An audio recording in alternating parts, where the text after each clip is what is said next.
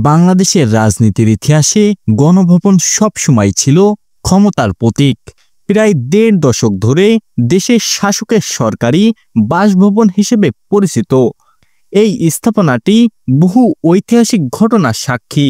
শুধু সময়ের পালাবদলে গণভবনের এই অধ্যায় শেষ হয়েছে ২০২৪ সালের আগস্টে ছাত্র জনতার গণ অভ্যুত্থানের পর দখলে নেওয়া হয় তৎকালীন প্রধানমন্ত্রীর সরকারি বাসভবন গণভবন। পরে অন্তর্বর্তী সরকারের নির্দেশে সেটি রূপান্তরিত হয় জুলাই জাদুঘরে। এই সিদ্ধান্ত শুধু একটি বাড়ির ব্যবহারের বদল নয়, বরং দেশের রাজনৈতিক ইতিহাসে এক নতুন অধ্যায় সূচনা করে। গণভবন জাদুঘরের রূপান্তরের পর থেকেই একটি প্রশ্ন ঘুরপাক খাচ্ছে: নতুন প্রধানমন্ত্রী এবং মন্ত্রিপরিষদের সদস্যরা কোথায় থাকবেন? ২০২৬ সালের ফেব্রুয়ারিতে ঘোষিত জাতীয় নির্বাচন যত ঘনিয়ে এসেছে, এই প্রশ্ন ততই গুরুত্বপূর্ণ হয়ে উঠেছে। ২০২৪ সালের ৭ই জুলাই জ্ঞান ও গণপূর্তি মন্ত্রণালয়ের বিশেষ সিদ্ধান্ত নিতে একটি উপাচার্যের কমিটি গঠন করে। শুরুতে আলোচনায় আসে কয়েকটি বিকল্প স্থান: রাষ্ট্রীয় অতিথি ভবন যমুনা, হেডকোয়ার্টার ২৪ ও ২৫ নম্বর বাংলো এবং সংসদ চত্বরের ভিতরে কিছু সরকারি বাসভবন।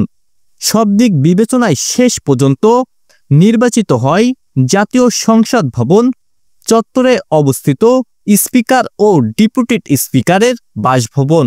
পশ্চিম পাশে অবস্থিত এই দুইটি লাল ইটের ভবন দেখতে প্রায় অভিন্ন।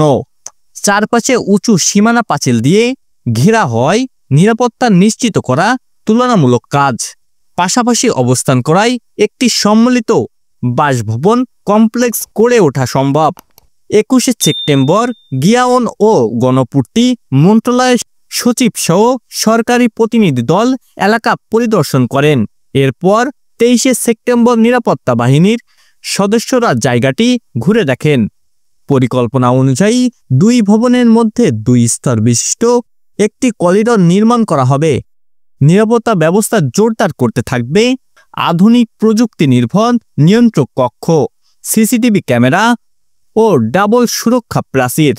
অভ্যন্তরে প্রধানমন্ত্রীর দাপ্তরিক কার্যক্রমের জন্য অফিস ব্লক, মন্ত্রিপরিষদ বৈঠক কক্ষ ও অতিথি আপ্যায়নের জায়গা রাখার পরিকল্পনা রয়েছে।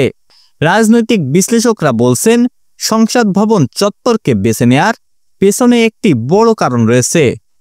প্রশাসনিক সুবিধা, আইনসভা, নির্বাহী কার্যক্রম ও প্রধানমন্ত্রীর অফিস কাছাকাছি থাকায় কাজের সমন্বয় সহজ হবে।